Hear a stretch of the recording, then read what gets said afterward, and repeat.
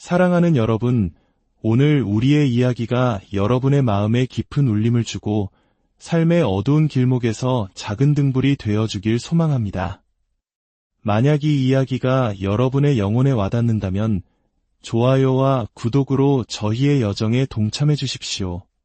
여러분의 작은 손길 하나가 이 따스한 빛이 지금 이 순간에도 간절히 위로를 찾는 다른 영혼에게 닿게 하는 귀한 통로가 됩니다.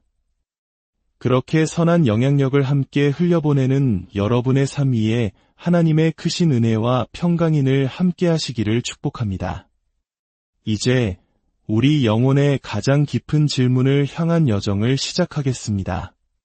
당신은 여전히 기도하고 정해진 시간에 교회에 나가며 익숙한 찬양을 부르고 있음에도 불구하고 어느 순간 당신의 신앙이 메마른 땅처럼 느껴지고 그 안에 어떠한 능력도 생명력도 없는 것 같다고 느껴본 적이 있으십니까? 만약 그렇다면 이제는 더 깊은 질문과 마주할 시간일지도 모릅니다. 성경이 생명의 성령의 법이라 부르는 그분, 삼위일체의 세 번째 위격이신 성령 하나님에 대해 당신은 정말로 무엇을 알고 계신가요? 어쩌면 우리는 예배 중에 흘리는 뜨거운 눈물, 음악이 절정에 이를 때 벅차오르는 감정을 성령님의 임재라고 생각해왔을지 모릅니다. 물론 그 순간에도 성령님은 역사하십니다. 그러나 그것만으로 성령님과의 깊은 교제라고 부를 수 있을까요? 만약 우리가 성령님을 순간의 감정이나 간헐적인 신비 체험으로만 축소시킨다면 우리는 그분의 광대하신 본질이 아닌 겉면만을 스치고 있는 것일지도 모릅니다. 우리는 예수 그리스도의 십자가 사랑에 대한 수많은 설교를 들었고 전능하시고 공의로우시며 사랑이 많으신 하나님 아버지의 속성에 대해서도 익히 들어왔습니다. 그러나 창세전 깊은 어둠의 수면 위를 운행하시던 하나님의 영, 구약시대 왕들에게 기름을 부으시고 선지자들에게 영감을 주셨으며 오순절 다락방에 거룩한 불로 임하셨고 이제는 우리 곁이나 우리 위가 아닌 바로 우리 안에 거하시는 그분에 대해서는 얼마나 친밀하게 알고 있습니까? 바로 이 지점에서 우리는 가슴 아픈 현실과 마주합니다. 수많은 그리스도인들이 영적으로 지치고 길을 잃은 채 무기력하게 살아갑니다. 이는 하나님이 부재하시기 때문이 아니라 그분이 우리 삶 속에서 어떻게 임재하시고 역사하시는지에 대한 이해와 경험이 부족하기 때문입니다. 교리는 믿지만 관계 안으로 깊이 들어가지 못하고 기도는 하지만 응답을 기대하지 않으며 성경을 읽지만 삶을 변화시키는 계시를 만나지 못합니다. 구원은 받았다고 고백하지만 삶은 어제와 똑같은 패턴 속에 갇혀 있습니다. 이제 이 모든 무기력함은 끝나야 합니다. 바로 오늘 이 순간을 통해 말입니다. 당신이 오랫동안 기도해왔던 죄를 이길 수 있는 능력, 매 결정의 순간마다 필요한 지혜와 분별력, 찢기는 고통 속에서 당신을 붙들어줄 실제적인 위로는 이미 당신 안에 존재할 수 있기 때문입니다. 단지 그것을 어떻게 깨우고 그 능력의 근원에 어떻게 연결되어야 하는지를 배우지 못했을 뿐입니다. 성령님은 부흥 집회 때 일시적으로 불어오는 뜨거운 바람이 아니라 당신의 평범한 일상 속으로 더 깊이 들어오길 원하시는 지속적인 임재이십니다. 그분은 당신의 가장 가까운 친구이자 가장 지혜로운 교사이시며 가장 따뜻한 위로자이시고 결코 마르지 않는 능력의 근원이십니다. 이것은 단순히 머리로 외워야 할 교리가 아니라 가슴으로 살아내야 할 살아있는 관계입니다. 그러니 시작하기에 앞서 당신에게 묻고 싶습니다. 당신의 신앙에서 오랫동안 비어있다고 느꼈던 바로 그 공허함이 어쩌면 당신이 한 번도 인격적으로 깊이 마주한 적 없는 성령 하나님의 빈자리는 아니었을까요? 이 시간이 당신을 성령님의 신비와 아름다움 안으로 깊이 인도하는 초대가 되게 하십시오. 단순한 신학적 개념이 아닌 당신 안에 거하시는 하나님의 살아있는 숨결로서 그분을 맞이하십시오. 이것은 강의가 아니라 당신을 향한 하나님의 간절한 초대입니다. 이제 우리는 성경의 첫 페이지로 거슬러 올라가 태초부터 우리와 함께 걷기를 원하셨던 그분의 발자취를 따라가 보겠습니다. 성경의 첫 장, 첫 구절부터 성령님은 조용히 그러나 분명하게 등장하십니다. 창세기 1장 2절은 이렇게 기록합니다. 땅이 혼돈하고 공허하며 흑암이 깊음 위에 있고 하나님의 영은 수면 위에 운행하시니라. 여기서 운행하시니라로 번역된 히브리어 메라에페트는 어미새가 알을 품고 부드럽게 감싸 안아 생명을 불어넣는 모습을 묘사하는 단어입니다. 이는 성령께서 단순히 혼돈을 관망하신 것이 아니라 그 안에서 새로운 질서와 생명을 잉태하고 계셨음을 보여줍니다. 무에서 유를 창조하시고 죽음 가운데 생명을 불어넣으시는 창조의 능력이 바로 성령님의 첫 모습이었습니다. 시간이 흘러 하나님께서 흙으로 사람을 지으시고 그 코에 생기를 불어넣으셨을 때 그것은 단순한 상징이 아니었습니다. 루아흐 엘로힘, 즉 하나님의 영, 바로 그 성령께서 인간의 영혼에 생명의 숨을 불어넣으신 것입니다. 이 동일한 성령님은 역사의 페이지를 넘기며 계속해서 일하셨습니다. 애굽의 총리가 된 요셉에게 임하셔서 바로 왕조차 감탄할 만한 지혜와 통찰을 주셨고 광야에서는 브살렐이라는 평범한 장인에게 임하시어 인간의 손으로 하나님의 거룩한 임재의 처소인 성막을 짓게 하는 신적인 예술성과 기술을 부어주셨습니다. 성령님은 단지 영적인 능력의 근원만이 아니라 우리의 구체적인 재능과 기술, 창조성 안에서도 일하시는 분임을 보여주신 것입니다. 사사시대에 이르러 성령님은 기드온과 삼손 같은 용사들에게 임하여 초인적인 힘을 주셨습니다. 중요한 것은 그들의 능력이 그들의 지위나 전략 혹은 도덕적 완벽함에서 나온 것이 아니라는 사실입니다. 오히려 그들의 연약함과 결함에도 불구하고 하나님께서 그분의 특별한 목적을 위해 일시적으로 능력을 부어주셨던 것입니다. 하지만 이 모든 놀라운 역사 속에서 우리는 한 가지 분명한 패턴을 발견하게 됩니다. 구약시대의 성령님의 임재는 주로 선택적이고 일시적이었습니다. 특정한 사람에게, 특정한 시간에, 특정한 임무를 위해 임하셨다가 떠나셨습니다. 임재는 실제였지만 그 접근은 제한적이었습니다. 그래서 다윗 왕은 기름 부음받은 자였음에도 불구하고 밧세바와 끔찍한 죄를 저지른 후시편 신한편에서 이렇게 절규합니다. 주의 성령을 내게서 거두지 마소서. 그는 왕좌나 명예를 잃는 것보다 자신을 떠나실 수 있는 성령님의 임재를 잃는 것을 가장 두려워했습니다.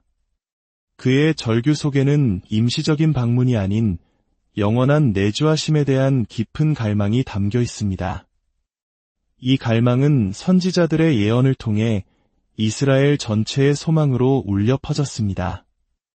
요엘 선지자는 이렇게 선포합니다. 그 후에 내가 내 영을 만민에게 부어 주리니 너희 자녀들이 장래일을 말할 것이며 너희 늙은이는 꿈을 꾸며 너희 젊은이는 이상을 볼 것이며 그때에 내가 또 내 영을 남종과 여종에게 부어줄 것이며 왕이나 선지자 같은 특별한 사람뿐만 아니라 아들과 딸, 노인과 청년, 심지어 사회 가장 낮은 곳의 종들에게까지 성령이 부어질 날에 대한 약속. 이것은 거리감이 아닌 친밀함의 비전이었고 제한이 아닌 교제의 그림이었습니다. 그리고 수백 년의 침묵을 깨고 마침내 그 약속이 역사의 물줄기를 바꾸는 거대한 사건으로 터져나왔습니다. 바로 오순절의 날이었습니다. 사도행전 2장에 기록된 그날 태초의 혼돈 위를 운행하시던 바로 그 성령께서 다시 임하셨습니다. 그러나 이번에는 돌로 지은 성전이 아니라 두려움에 떨던 사람들의 마음 안에 거하시기 위해 오셨습니다. 수세기 동안 속삭임처럼 들려오던 그분의 음성은 이제 거센 바람 소리처럼 타오르는 불의 혀처럼 임하여 언어의 장벽을 무너뜨리고 얼어붙었던 심령을 담대함으로 녹였습니다. 불과 몇 주 전 죽음이 두려워 스승이신 예수님을 3번이나 부인했던 어부 베드로를 보십시오. 성령으로 충만해진 그는 이제 예루살렘 한복판에 서서 수천 명 앞에서 담대하게 진리를 선포했고 그날 3,000명이나 되는 사람들이 회개하고 주님께로 돌아왔습니다. 이것은 단순히 그의 성격이 변한 것이 아니었습니다. 인간의 결심이 아니라 내주하시는 성령 하나님의 능력이 그를 완전히 변혁시킨 것입니다. 그리고 오늘 이 이야기를 듣고 있는 우리에게 가장 놀라운 진리는 바로 이것입니다. 로마서 8장 11절의 말씀처럼 예수를 죽은 자 가운데서 살리신 이의 영이 너희 안에 거하시면 오순절 다락방에 임했던 바로 그 성령, 베드로를 변화시켰던 바로 그 성령께서 지금 당신이 예수 그리스도를 구주로 고백한다면 희석된 버전이나 약화된 형태가 아닌 완전한 부활의 능력 그대로 당신 안에 거하신다는 사실입니다. 그럼에도 불구하고 우리는 여전히 영적으로 고아처럼 살아갈까요? 교리로는 알고 있지만 인격으로는 그분을 알지 못하기 때문입니다. 누군가에 대한 정보를 아는 것과 그 사람을 인격적으로 아는 것은 완전히 다른 차원의 이야기입니다. 이것이 오늘날 많은 그리스도인들이 겪는 영적 무기력의 핵심 원인입니다. 친밀함이 없는 신학은 힘없는 지식의 요새에 불과합니다. 우리는 성령님에 대해 안전하고 무균한 이해를 구축하는데 너무 많은 시간을 보낸 나머지 정작 우리 삶의 평범한 순간 속에서 말씀하시는 그분의 음성을 듣는 법을 잃어버렸습니다. 예수님께서는 제자들에게 내가 떠나가는 것이 너희에게 유익이라고 말씀하셨습니다. 어떻게 예수님의 물리적 임재보다 성령님의 오심이 더 유익할 수 있을까요? 그것은 성령께서 단지 우리를 통해 일하시는 것을 넘어 우리와 함께 거하시기 때문입니다. 우리의 생각을 다듬고 성품을 빚으시며 매 순간 우리를 그리스도의 형상으로 인도하시기 때문입니다. 성령님은 정죄가 아닌 각성을 위한 책망을 주시는 분이며 진리를 부드럽게 가르치시는 상담자이시며 고요함 속에서 찾아오시는 위로자이시며 우리가 무엇을 기도해야 할지 알지 못할 때 말할 수 없는 탄식으로 우리를 위해 중보하시는 변호자이십니다. 그분은 멀리 계시지 않습니다. 침묵하고 계시지도 않습니다. 지금 이 순간에도 당신의 인식을, 당신의 자발적인 순종을, 그리고 당신의 진심 어린 예라는 대답을 기다리고 계십니다. 이제 기초가 놓였습니다. 우리는 그분이 누구신지만이 아니라 우리 삶 속에서 어떻게 역사하시는지를 보아야 합니다. 왜냐하면 성령께서 움직이실 때 모든 것이 변하기 때문입니다. 우리가 성령님이 누구신지를 이해하는 차원을 넘어 그 진리가 우리 삶에 실제로 무엇을 의미하는지를 받아들이는 단계로 나아갈 때 우리는 교회 안에 오랫동안 메아리 쳐온 냉철한 현실과 마주하게 됩니다. 그것은 바로 많은 이들이 성령님에 대한 교리는 믿으면서도 그분과의 살아있는 관계 속에서는 살아가지 않는다는 사실입니다. 우리는 그분에 대한 진리를 암송하고 그분의 신성을 고백하며 예배 시간 중 임재를 인정할 수도 있지만 정작 월요일 아침의 분주함 속에서 중요한 결정을 내려야 하는 압박 속에서 관계의 갈등 속에서는 그분의 일하심과 단절된 채 살아갑니다. 이 지식과 교제 사이의 깊은 간극이 바로 오늘날 믿는 자들이 겪는 수많은 영적 갈증과 혼란의 근원이 됩니다. 우리는 종종 오류에 대한 두려움 때문에 성령님을 경험하는 것을 주저합니다. 감정주의에 빠지거나 이상한 신비 현상으로 이어질까 봐 두려워합니다.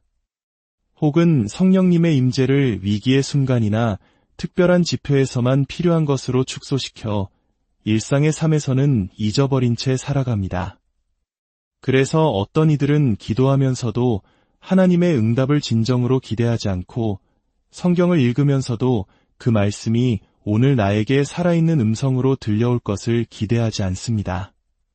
매주 교회에 출석하지만 삶을 근본적으로 변화시키는 능력은 경험하지 못합니다. 용서는 받았지만 새로워지지는 않았고 구원은 받았지만 거룩함으로 나아가지 못합니다. 성령님의 능력에 대해서는 알고 있지만 그분의 인격을 삶의 주인으로 환영해 본 적은 없습니다. 사도 바울은 디모데에게 말세의 사람들이 경건의 모양은 있으나 경건의 능력은 부인할 것이라고 경고했습니다. 이 묘사는 오늘날에도 낯설지 않습니다. 겉으로는 신앙이 있어 보이지만 속으로는 영적으로 지쳐있는 사람들, 손에는 성경을 들고 있지만 삶에는 성령의 열매가 없는 현실, 교회를 무력하게 만드는 것은 교리를 몰라서가 아니라 친밀함을 거부하는 태도 때문입니다. 하나님 앞에서 우리의 계획과 통제권을 내려놓고 그분께 모든 것을 내어드리는 항복, 바로 그 친밀함을 거부하기 때문입니다. 성령님을 진정으로 아는 것은 이미 우리의 가장 깊은 곳까지 알고 계시는 그분 앞에 우리의 마음을 활짝 여는 것입니다. 하나님의 임재를 단순한 개념이 아니라 지금 이 순간 나의 호흡 속에 거하시는 실제 현실로 받아들이는 것입니다. 우리는 날마다 기억해야 합니다. 성령님은 우리가 무언가를 이루거나 더 정결해질 때까지 기다리시는 분이 아닙니다. 이미 그리스도 예수 안에서 유롭다함을 얻은 우리 안에 거하시며 우리를 짓누르려는 것이 아니라 우리와 함께 걷기를 원하십니다. 말씀하시고 인도하시고 변화시키기를 갈망하십니다. 갈라디아서 4장 6절은 말합니다.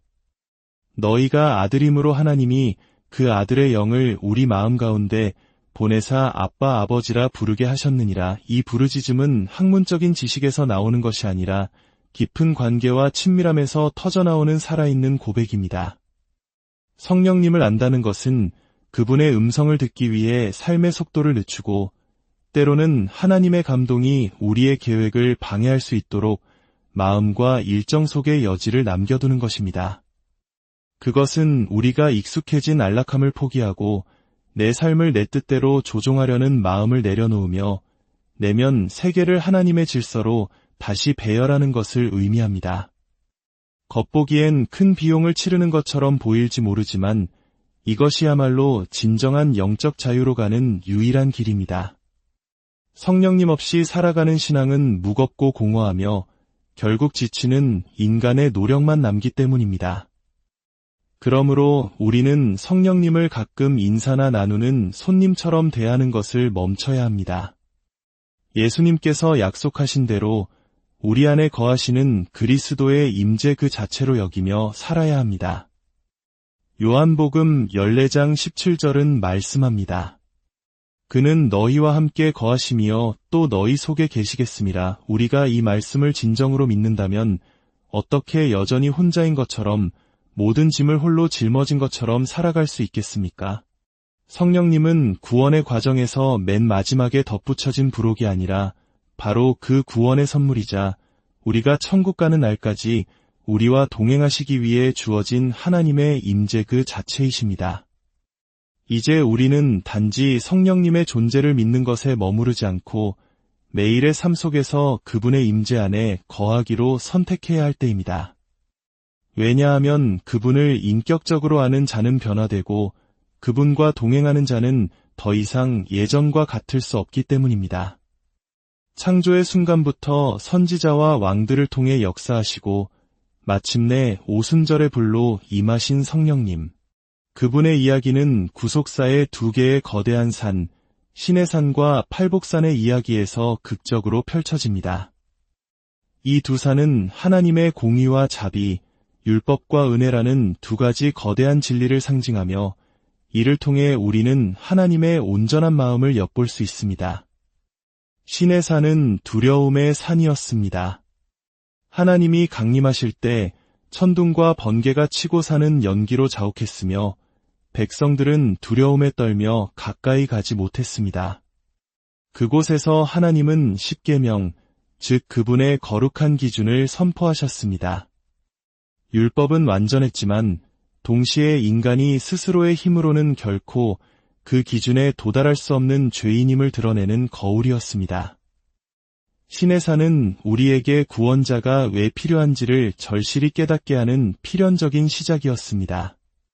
수세기가 흐른 후 또 다른 산이 등장합니다. 이번에는 불과 천둥이 아닌 온유한 음성과 열린 팔이 그곳을 채웁니다. 바로 예수님께서 산상수훈을 가르치신 팔복산입니다. 예수님은 심령이 가난한 자는 복이 있나니 천국이 그들의 것이미요 라고 선포하셨습니다. 이것은 정죄가 아닌 초대였습니다. 깨어진 자들에게 희망을, 애통하는 자들에게 위로를 주시는 은혜의 선포였습니다. 중요한 것은 예수님께서 시내산의 율법을 폐하러 오신 것이 아니라 완전하게 하러 오셨다는 사실입니다. 율법이 요구했던 의를 예수님께서 십자가에서 친히 이루심으로써 이제 누구든지 그분을 믿는 자는 은혜로 구원에 이르게 하신 것입니다. 시내산이 우리에게 병을 진단했다면 팔복산은 그 치료법을 제시합니다. 시내산이 너는 하지 말라고 명령했다면 팔복산은 너희는 복이 있나니라고 축복합니다. 이 두 산은 결국 십자가에서 만납니다. 하나님의 공의와 사랑이 입맞추고 율법의 요구가 충족되며 은혜가 한없이 부어지는 자리, 한때 멀리 떨어져 있으라고 명령하셨던 하나님께서 이제는 그리스도 안에서 가까이 오라고 우리를 부르십니다. 이것이 바로 우리가 받은 복음의 신비입니다. 성령께서는 바로 이 복음의 진리를 우리 마음속에 조명하시고 우리로 하여금 율법주의나 값싼 은혜가 아닌 거룩함과 사랑이 균형을 이루는 온전한 믿음의 길을 걷도록 도우십니다. 그분은 우리를 과거의 죄책감에서 해방시키시고 현재의 고통 속에서 말씀하시며 미래를 향한 걸음을 친히 인도하십니다. 성령의 인도하심은 때로 우리 마음속의 조용한 속삭임으로 평안함 혹은 불편함이라는 내적 감각으로 다가옵니다. 때로는 성경 말씀을 통해 이전에는 깨닫지 못했던 진리를 강력하게 비춰주시기도 합니다. 또한 우리의 환경과 만남을 통해 마치 퍼즐 조각이 맞춰지듯 그분의 뜻을 보여주시기도 합니다. 성령의 인도하심에 민감해지는 것은 영적 근육과 같습니다. 작은 순종이 쌓일 때 그분의 음성은 더 분명하게 들리기 시작합니다. 그것은 성령께서 변하셨기 때문이 아니라 우리가 듣는 법을 배우고 있기 때문입니다. 더 나아가 성령께서는 단지 길을 보여주실 뿐 아니라 그 길을 걸어갈 능력을 부어주시는 분이십니다. 예수님께서 승천하시기 전 제자들에게 오직 성령이 너희에게 임하시면 너희가 권능을 받고 증인이 될 것이라고 말씀하신 것처럼 성령의 능력 없이는 그리스도인의 삶을 살아낼 수 없습니다. 오순절 이후 두려움에 떨던 제자들이 세상을 변화시키는 담대한 증인이 되었던 것처럼 성령께서는 오늘날 우리에게도 세상의 빛과 소금으로 살아갈 능력을 주십니다. 그 능력은 지혜, 지식, 믿음, 병 고침, 예언 등 다양한 은사로 나타나며 이 모든 것은 교회를 세우고 하나님의 나라를 확장하기 위한 도구입니다. 하지만 성령의 사역 중 가장 위대하고 본질적인 것은 바로 우리의 내면을 새롭게 하시는 일입니다. 갈라디아서 5장은 성령의 9가지 열매를 말합니다. 사랑, 희락, 화평, 오래 참음, 자비, 양선, 충성, 온유, 절제. 이 열매들은 우리가 노력해서 만들어내는 것이 아니라 우리 삶을 성령께 내어드릴 때 자연스럽게 맺히는 생명의 증거입니다. 이러한 변화는 즉각적이지 않습니다. 때로는 광야와 같이 더디고 고통스러운 과정을 통과해야 합니다. 오래된 습관이 다시 고개를 들고 변화가 없는 것처럼 느껴져 낙심될 때도 있습니다.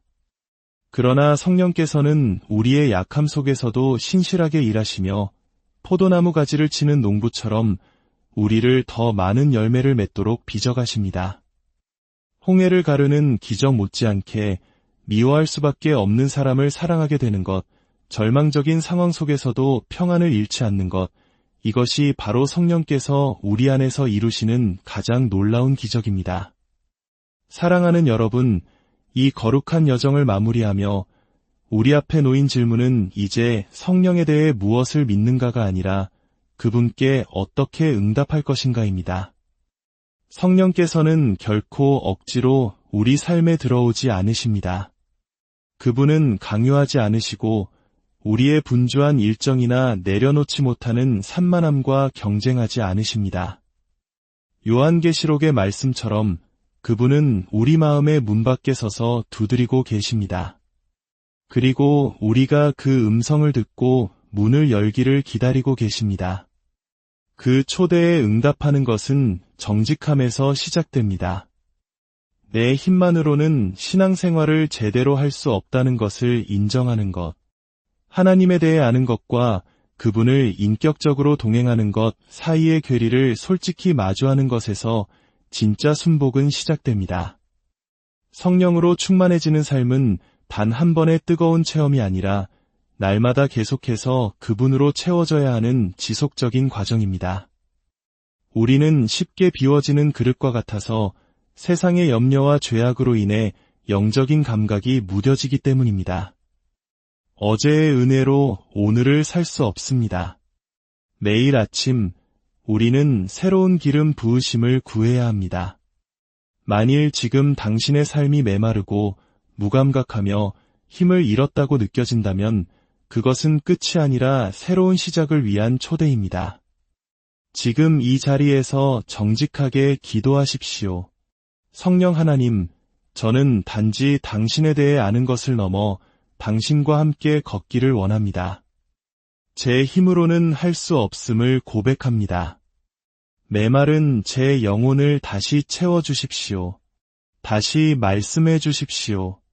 당신의 임재 안에서 다시 숨쉴 수 있도록 저를 새롭게 하여 주십시오. 이 여정을 통해 당신의 마음속에 작은 불씨 하나라도 다시 피어났다면 그냥 흘려보내지 마십시오.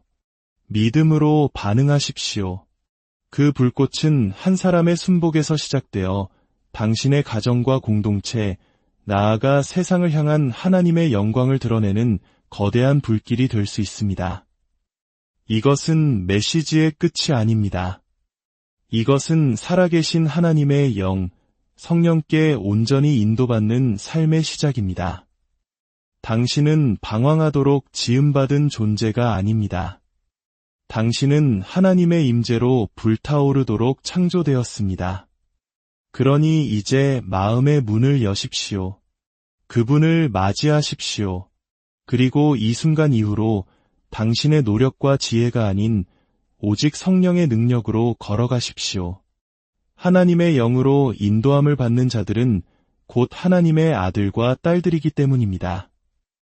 이 거룩한 진리가 당신의 삶에 깊이 뿌리내려 날마다 성령 안에서 승리하는 복된 삶을 살아가시기를 주님의 사랑하는 여러분, 오늘 우리의 이야기가 여러분의 마음에 깊은 울림을 주고 삶의 어두운 길목에서 작은 등불이 되어주길 소망합니다. 만약 이 이야기가 여러분의 영혼에 와닿는다면 좋아요와 구독으로 저희의 여정에 동참해 주십시오. 여러분의 작은 손길 하나가 이 따스한 빛이 지금 이 순간에도 간절히 위로를 찾는 다른 영혼에게 닿게 하는 귀한 통로가 됩니다. 그렇게 선한 영향력을 함께 흘려보내는 여러분의 삶 위에 하나님의 크신 은혜와 평강이 늘 함께 하시기를 축복합니다. 이제 우리 영혼의 가장 깊은 질문을 향한 여정을 시작하겠습니다. 당신은 여전히 기도하고 정해진 시간에 교회에 나가며 익숙한 찬양을 부르고 있음에도 불구하고 어느 순간 당신의 신앙이 메마른 땅처럼 느껴지고 그 안에 어떠한 능력도 생명력도 없는 것 같다고 느껴본 적이 있으십니까? 만약 그렇다면 이제는 더 깊은 질문과 마주할 시간일지도 모릅니다. 성경이 생명의 성령의 법이라 부르는 그분, 삼위일체의 세 번째 위격이신 성령 하나님에 대해 당신은 정말로 무엇을 알고 계신가요? 어쩌면 우리는 예배 중에 흘리는 뜨거운 눈물, 음악이 절정에 이를 때 벅차오르는 감정을 성령님의 임재라고 생각해왔을지 모릅니다. 물론 그 순간에도 성령님은 역사하십니다. 그러나 그것만으로 성령님과의 깊은 교제라고 부를 수 있을까요? 만약 우리가 성령님을 순간의 감정이나 간헐적인 신비 체험으로만 축소시킨다면 우리는 그분의 광대하신 본질이 아닌 겉면만을 스치고 있는 것일지도 모릅니다. 우리는 예수 그리스도의 십자가 사랑에 대한 수많은 설교를 들었고 전능하시고 공의로우시며 사랑이 많으신 하나님 아버지의 속성에 대해서도 익히 들어왔습니다. 그러나 창세전 깊은 어둠의 수면 위를 운행하시던 하나님의 영, 구약시대 왕들에게 기름을 부으시고 선지자들에게 영감을 주셨으며 오순절 다락방에 거룩한 불로 임하셨고 이제는 우리 곁이나 우리 위가 아닌 바로 우리 안에 거하시는 그분에 대해서는 얼마나 친밀하게 알고 있습니까? 바로 이 지점에서 우리는 가슴 아픈 현실과 마주합니다. 수많은 그리스도인들이 영적으로 지치고 길을 잃은 채 무기력하게 살아갑니다. 이는 하나님이 부재하시기 때문이 아니라 그분이 우리 삶 속에서 어떻게 임재하시고 역사하시는지에 대한 이해와 경험이 부족하기 때문입니다. 교리는 믿지만 관계 안으로 깊이 들어가지 못하고 기도는 하지만 응답을 기대하지 않으며 성경을 읽지만 삶을 변화시키는 계시를 만나지 못합니다. 구원은 받았다고 고백하지만 삶은 어제와 똑같은 패턴 속에 갇혀 있습니다. 이제 이 모든 무기력함은 끝나야 합니다. 바로 오늘 이 순간을 통해 말입니다. 당신이 오랫동안 기도해왔던 죄를 이길 수 있는 능력, 매 결정의 순간마다 필요한 지혜와 분별력, 찢기는 고통 속에서 당신을 붙들어줄 실제적인 위로는 이미 당신 안에 존재할 수 있기 때문입니다. 단지 그것을 어떻게 깨우고 그 능력의 근원에 어떻게 연결되어야 하는지를 배우지 못했을 뿐입니다. 성령님은 부흥 집회 때 일시적으로 불어오는 뜨거운 바람이 아니라 당신의 평범한 일상 속으로 더 깊이 들어오길 원하시는 지속적인 임재이십니다. 그분은 당신의 가장 가까운 친구이자 가장 지혜로운 교사이시며 가장 따뜻한 위로자이시고 결코 마르지 않는 능력의 근원이십니다. 이것은 단순히 머리로 외워야 할 교리가 아니라 가슴으로 살아내야 할 살아있는 관계입니다. 그러니 시작하기에 앞서 당신에게 묻고 싶습니다. 당신의 신앙에서 오랫동안 비어있다고 느꼈던 바로 그 공허함이 어쩌면 당신이 한 번도 인격적으로 깊이 마주한 적 없는 성령 하나님의 빈자리는 아니었을까요?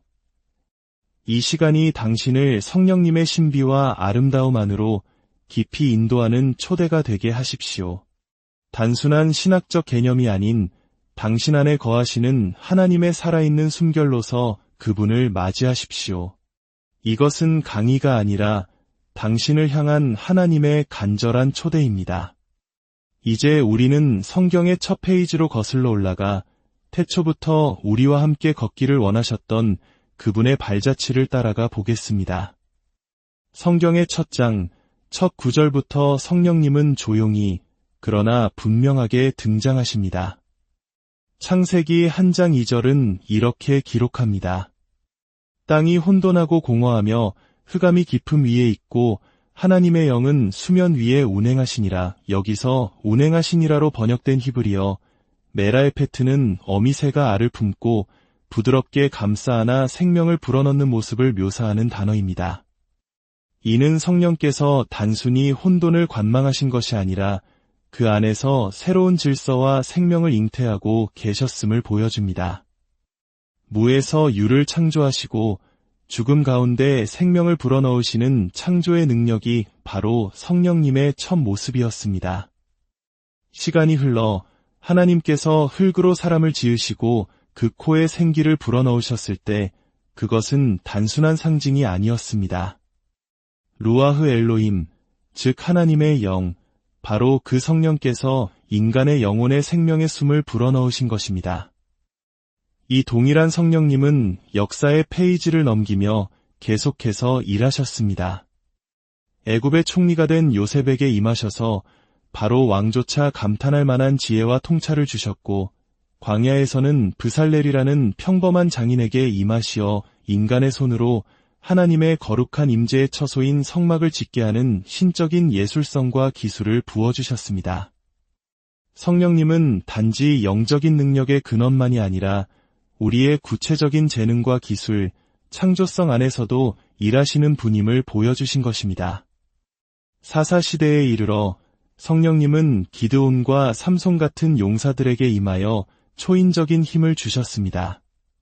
중요한 것은 그들의 능력이 그들의 지위나 전략 혹은 도덕적 완벽함에서 나온 것이 아니라는 사실입니다. 오히려 그들의 연약함과 결함에도 불구하고 하나님께서 그분의 특별한 목적을 위해 일시적으로 능력을 부어주셨던 것입니다. 하지만 이 모든 놀라운 역사 속에서 우리는 한 가지 분명한 패턴을 발견하게 됩니다. 구약시대의 성령님의 임재는 주로 선택적이고 일시적이었습니다. 특정한 사람에게, 특정한 시간에, 특정한 임무를 위해 임하셨다가 떠나셨습니다. 임재는 실제였지만 그 접근은 제한적이었습니다. 그래서 다윗 왕은 기름 부음받은 자였음에도 불구하고 밧세바와 끔찍한 죄를 저지른 후시편 신한편에서 이렇게 절규합니다. 주의 성령을 내게서 거두지 마소서. 그는 왕좌나 명예를 잃는 것보다 자신을 떠나실 수 있는 성령님의 임재를 잃는 것을 가장 두려워했습니다. 그의 절규 속에는 임시적인 방문이 아닌 영원한 내주하심에 대한 깊은 갈망이 담겨 있습니다.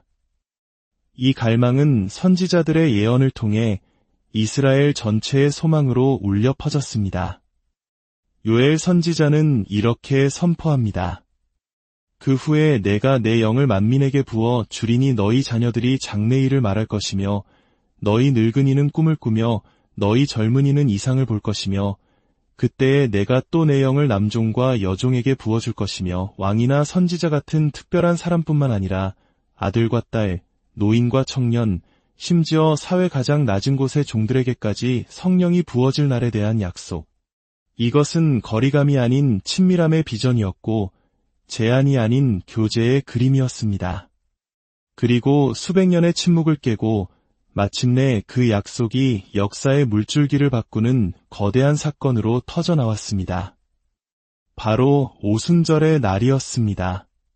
사도행전 2장에 기록된 그날 태초의 혼돈 위를 운행하시던 바로 그 성령께서 다시 임하셨습니다.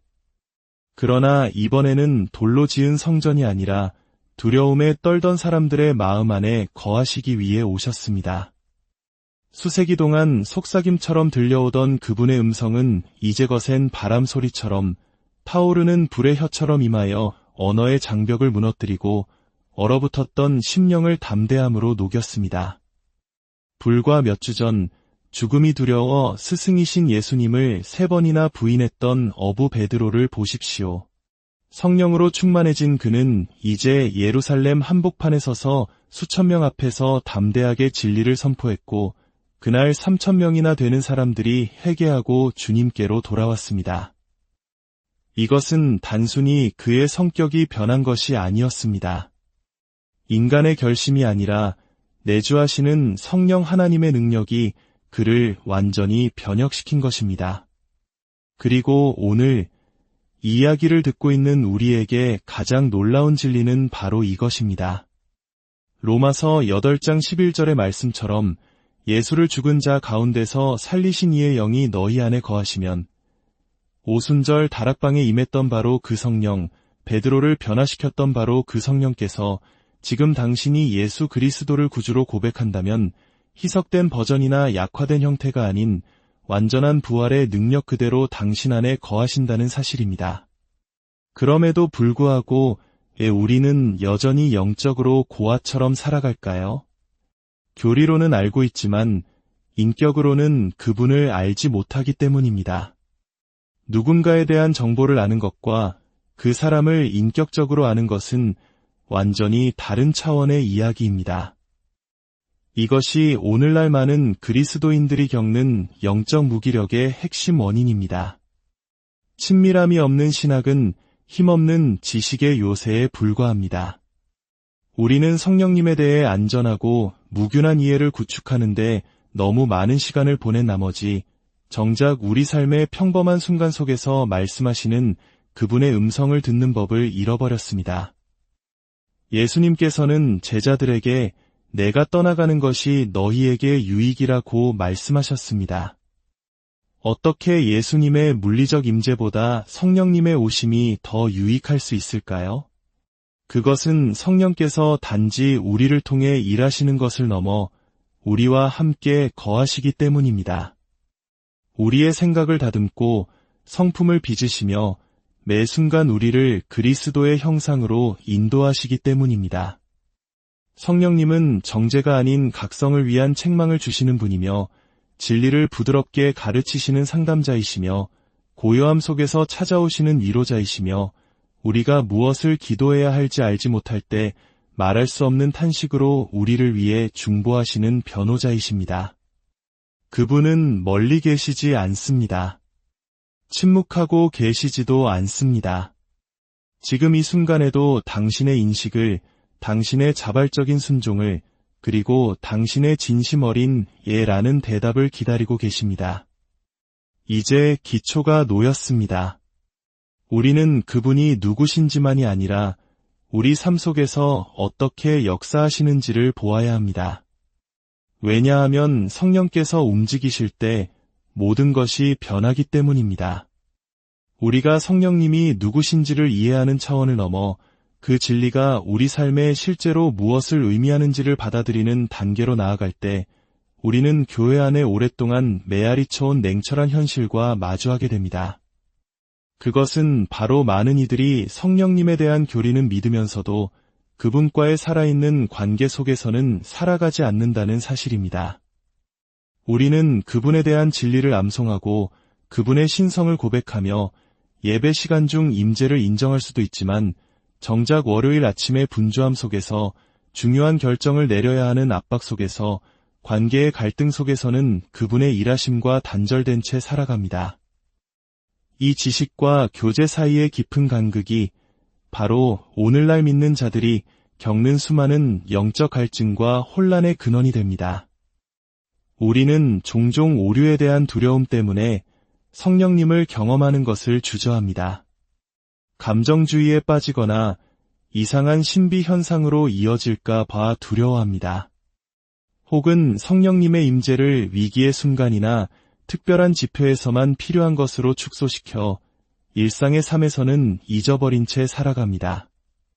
그래서 어떤 이들은 기도하면서도 하나님의 응답을 진정으로 기대하지 않고 성경을 읽으면서도 그 말씀이 오늘 나에게 살아있는 음성으로 들려올 것을 기대하지 않습니다. 매주 교회에 출석하지만 삶을 근본적으로 변화시키는 능력은 경험하지 못합니다. 용서는 받았지만 새로워지지는 않았고 구원은 받았지만 거룩함으로 나아가지 못합니다. 성령님의 능력에 대해서는 알고 있지만 그분의 인격을 삶의 주인으로 환영해 본 적은 없습니다. 사도 바울은 디모데에게 말세의 사람들이 경건의 모양은 있으나 경건의 능력은 부인할 것이라고 경고했습니다. 이 묘사는 오늘날에도 낯설지 않습니다. 겉으로는 신앙이 있어 보이지만 속으로는 영적으로 지쳐있는 사람들, 손에는 성경을 들고 있지만 삶에는 성령의 열매가 없는 현실. 교회를 무력하게 만드는 것은 교리를 몰라서가 아니라 친밀함을 거부하는 태도 때문입니다. 하나님 앞에서 우리의 계획과 통제권을 내려놓고 그분께 모든 것을 내어드리는 항복, 바로 그 친밀함을 거부하기 때문입니다. 성령님을 진정으로 아는 것은 이미 우리의 가장 깊은 곳까지 알고 계시는 그분 앞에 우리의 마음을 활짝 여는 것입니다. 하나님의 임재를 단순한 개념이 아니라 지금 이 순간 나의 호흡 속에 거하시는 실제 현실로 받아들이는 것입니다. 우리는 날마다 기억해야 합니다. 성령님은 우리가 무언가를 이루거나 더 정결해질 때까지 기다리시는 분이 아닙니다. 이미 그리스도 예수 안에서 유롭다 함을 얻은 우리 안에 거하시며 우리를 짓누르려는 것이 아니라 우리와 함께 걷기를 원하십니다. 말씀하시고 인도하시고 변화시키기를 갈망하십니다. 갈라디아서 4장 6절은 말합니다. 너희가 아들임으로 하나님이 그 아들의 영을 우리 마음 가운데 보내사 아빠 아버지라 부르게 하셨느니라. 이 부르짖음은 학문적인 지식에서 나오는 것이 아니라 깊은 관계와 친밀함에서 터져나오는 살아있는 고백입니다. 성령님을 안다는 것은 그분의 음성을 듣기 위해 삶의 속도를 늦추고 때로는 하나님의 감동이 우리의 계획을 방해할 수 있도록 마음과 일정 속의 여지를 남겨두는 것입니다. 그것은 우리가 익숙해진 안락함을 포기하고 내 삶을 내 뜻대로 조종하려는 마음을 내려놓으며 내면 세계를 하나님의 질서로 다시 배열하는 것을 의미합니다.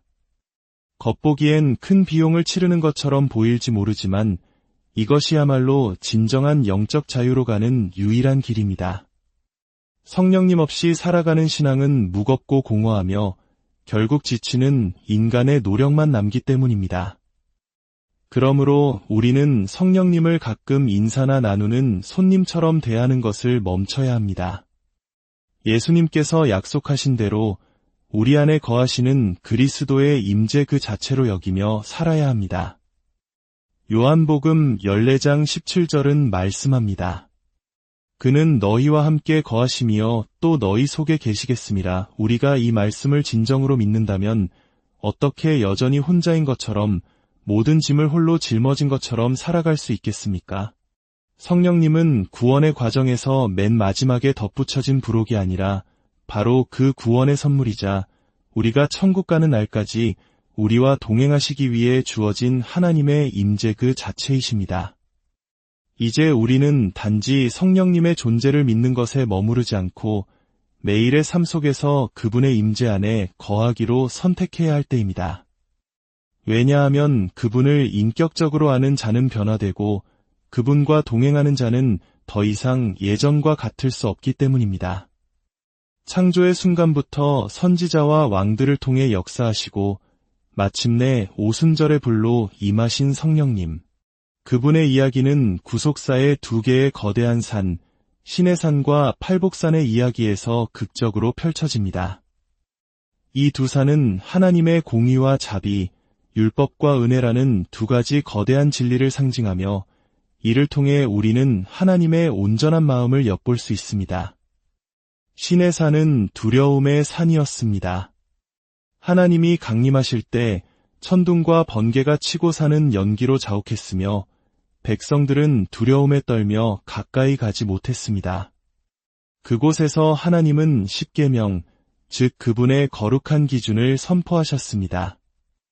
율법은 완전했지만 동시에 인간이 스스로의 힘으로는 결코 그 기준에 도달할 수 없는 죄인임을 드러내는 거울이었습니다. 시내산은 우리에게 구원자가 왜 필요한지를 절실히 깨닫게 하는 필연적인 시작이었습니다. 수세기가 흐른 후 또 다른 산이 등장합니다.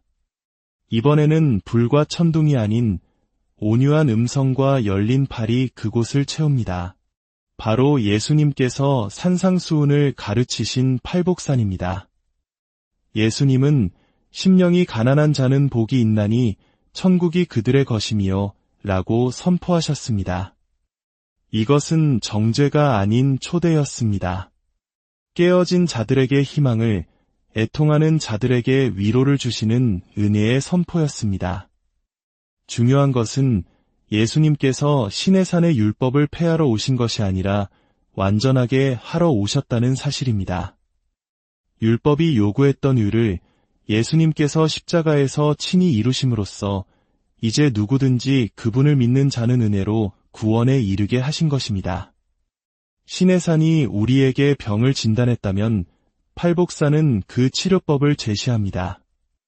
시내산이 너는 하지 말라고 명령했다면 팔복산은 너희는 복이 있나니라고 축복합니다. 이 두 산은 결국 십자가에서 만납니다. 하나님의 공의와 사랑이 입맞추고 율법의 요구가 충족되며 은혜가 한없이 부어지는 자리. 한때 멀리 떨어져 있으라고 명령하셨던 하나님께서 이제는 그리스도 안에서 가까이 오라고 우리를 부르십니다. 이것이 바로 우리가 받은 복음의 신비입니다. 성령께서는 바로 이 복음의 진리를 우리 마음속에 조명하시고 우리로 하여금 율법주의나 값싼 은혜가 아닌 거룩함과 사랑이 균형을 이루는 온전한 믿음의 길을 걷도록 도우십니다. 그분은 우리를 과거의 죄책감에서 해방시키시고 현재의 고통 속에서 말씀하시며 미래를 향한 걸음을 친히 인도하십니다. 성령의 인도하심은 때로 우리 마음속의 조용한 속삭임으로 평안함 혹은 불편함이라는 내적 감각으로 다가옵니다. 때로는 성경 말씀을 통해 이전에는 깨닫지 못했던 진리를 강력하게 비춰주시기도 합니다. 또한 우리의 환경과 만남을 통해 마치 퍼즐 조각이 맞춰지듯 그분의 뜻을 보여주시기도 합니다. 성령의 인도하심에 민감해지는 것은 영적 근육과 같습니다. 작은 순종이 쌓일 때 그분의 음성은 더 분명하게 들리기 시작합니다. 그것은 성령께서 변하셨기 때문이 아니라 우리가 듣는 법을 배우고 있기 때문입니다. 더 나아가 성령께서는 단지 길을 보여주실 뿐 아니라 그 길을 걸어갈 능력을 부어주시는 분이십니다. 예수님께서 승천하시기 전 제자들에게 오직 성령이 너희에게 임하시면 너희가 권능을 받고 증인이 될 것이라고 말씀하신 것처럼 성령의 능력 없이는 그리스도인의 삶을 살아낼 수 없습니다. 오순절 이후 두려움에 떨던 제자들이 세상을 변화시키는 담대한 증인이 되었던 것처럼 성령께서는 오늘날 우리에게도 세상의 빛과 소금으로 살아갈 능력을 주십니다. 그 능력은 지혜, 지식, 믿음, 병 고침, 예언 등 다양한 은사로 나타나며 이 모든 것은 교회를 세우고 하나님의 나라를 확장하기 위한 도구입니다. 하지만 성령의 사역 중 가장 위대하고 본질적인 것은 바로 우리의 내면을 새롭게 하시는 일입니다. 갈라디아서 5장은 성령의 9가지 열매를 말합니다. 사랑, 희락, 화평, 오래 참음, 자비, 양선, 충성, 온유, 절제. 이 열매들은 우리가 노력해서 만들어내는 것이 아니라 우리 삶을 성령께 내어드릴 때 자연스럽게 맺히는 생명의 증거입니다. 이러한 변화는 즉각적이지 않습니다. 때로는 광야와 같이 더디고 고통스러운 과정을 통과해야 합니다. 오래된 습관이 다시 고개를 들고 변화가 없는 것처럼 느껴져 낙심될 때도 있습니다. 그러나 성령께서는 우리의 약함 속에서도 신실하게 일하시며 포도나무 가지를 치는 농부처럼 우리를 더 많은 열매를 맺도록 빚어가십니다. 홍해를 가르는 기적 못지않게 미워할 수밖에 없는 사람을 사랑하게 되는 것, 절망적인 상황 속에서도 평안을 잃지 않는 것, 이것이 바로 성령께서 우리 안에서 이루시는 가장 놀라운 기적입니다. 사랑하는 여러분, 이 거룩한 여정을 마무리하며 우리 앞에 놓인 질문은 이제 성령에 대해 무엇을 믿는가가 아니라 그분께 어떻게 응답할 것인가입니다. 성령께서는 결코 억지로 우리 삶에 들어오지 않으십니다. 그분은 강요하지 않으시고 우리의 분주한 일정이나 내려놓지 못하는 산만함과 경쟁하지 않으십니다. 요한계시록의 말씀처럼 그분은 우리 마음의 문 밖에 서서 두드리고 계십니다. 그리고 우리가 그 음성을 듣고 문을 열기를 기다리고 계십니다. 그 초대에 응답하는 것은 정직함에서 시작됩니다. 내 힘만으로는 신앙생활을 제대로 할 수 없다는 것을 인정하는 것, 하나님에 대해 아는 것과 그분을 인격적으로 동행하는 것 사이의 괴리를 솔직히 마주하는 것에서 진짜 순복은 시작됩니다. 성령으로 충만해지는 삶은 단 한 번의 뜨거운 체험이 아니라 날마다 계속해서 그분으로 채워져야 하는 지속적인 과정입니다. 우리는 쉽게 비워지는 그릇과 같아서 세상의 염려와 죄악으로 인해 영적인 감각이 무뎌지기 때문입니다. 어제의 은혜로 오늘을 살 수 없습니다. 매일 아침 우리는 새로운 기름 부으심을 구해야 합니다.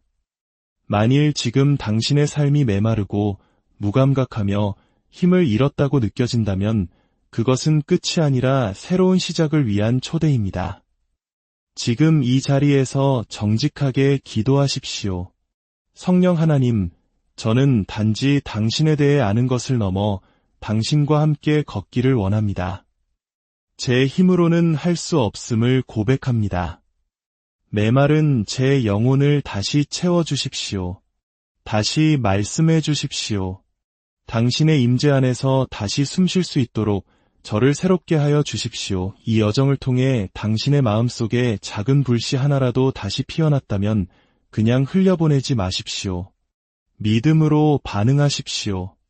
그 불꽃은 한 사람의 순복에서 시작되어 당신의 가정과 공동체, 나아가 세상을 향한 하나님의 영광을 드러내는 거대한 불길이 될 수 있습니다. 이것은 메시지의 끝이 아닙니다. 이것은 살아계신 하나님의 영, 성령께 온전히 인도받는 삶의 시작입니다. 당신은 방황하도록 지음받은 존재가 아닙니다. 당신은 하나님의 임재로 불타오르도록 창조되었습니다. 그러니 이제 마음의 문을 여십시오. 그분을 맞이하십시오. 그리고 이 순간 이후로 당신의 노력과 지혜가 아닌 오직 성령의 능력으로 걸어가십시오. 하나님의 영으로 인도함을 받는 자들은 곧 하나님의 아들과 딸들이기 때문입니다. 이 거룩한 진리가 당신의 삶에 깊이 뿌리내려 날마다 성령 안에서 승리하는 복된 삶을 살아가시기를 주님의 사랑하는 여러분, 오늘 우리의 이야기가 여러분의 마음에 깊은 울림을 주고 삶의 어두운 길목에서 작은 등불이 되어주길 소망합니다. 만약 이 이야기가 여러분의 영혼에 와닿는다면 좋아요와 구독으로 저희의 여정에 동참해 주십시오. 여러분의 작은 손길 하나가 이 따스한 빛이 지금 이 순간에도 간절히 위로를 찾는 다른 영혼에게 닿게 하는 귀한 통로가 됩니다. 그렇게 선한 영향력을 함께 흘려보내는 여러분의 삶 위에 하나님의 크신 은혜와 평강인을 함께 하시기를 축복합니다. 이제 우리 영혼의 가장 깊은 질문을 향한 여정을 시작하겠습니다. 당신은 여전히 기도하고 정해진 시간에 교회에 나가며 익숙한 찬양을 부르고 있음에도 불구하고 어느 순간 당신의 신앙이 메마른 땅처럼 느껴지고 그 안에 어떠한 능력도 생명력도 없는 것 같다고 느껴본 적이 있으십니까? 만약 그렇다면 이제는 더 깊은 질문과 마주할 시간일지도 모릅니다. 성경이 생명의 성령의 법이라 부르는 그분, 삼위일체의 세 번째 위격이신 성령 하나님에 대해 당신은 정말로 무엇을 알고 계신가요? 어쩌면 우리는 예배 중에 흘리는 뜨거운 눈물, 음악이 절정에 이를 때 벅차오르는 감정을 성령님의 임재라고 생각해왔을지 모릅니다. 물론 그 순간에도 성령님은 역사하십니다.